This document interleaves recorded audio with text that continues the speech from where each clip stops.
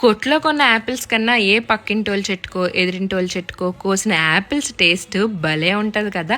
అలాంటిది మనల్నే పిలిచి కోసుకోండి అమ్మ అంటే మొహమాటం పక్కన పెట్టి ఒక కేజీ యాపిల్స్ పిక్ చేసుకొని వచ్చానమాట. బై ది వే, ఇది మాకు తెలిసిన వాళ్ళ ఇంటి దగ్గర పిక్ చేసిన యాపిల్స్. వాళ్ళ బ్యాక్ యార్డ్లో వాళ్ళ యాపిల్ చెట్లు పెంచుకుంటున్నారనమాట. పోత అయితే చాలా ఎక్కువ వచ్చింది.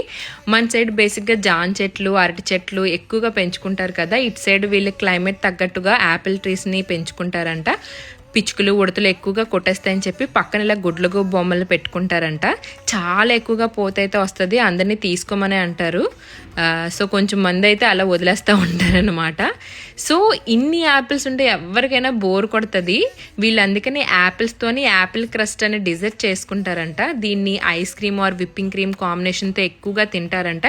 ఎవరికైతే ఐస్ క్రీమ్తో పాటు gulab jam and then brownie తిని బోర్ కొడుతుందో ఈ విధంగా ఈ కాంబినేషన్ ట్రై చేయండి. నాకైతే చాలా బాగా నచ్చింది. ఈసారి వాళ్ళ ఇంటికి వెళ్ళినప్పుడు ఈ రెసిపీ ఎలా చేశారో కనుక్కుంటాను.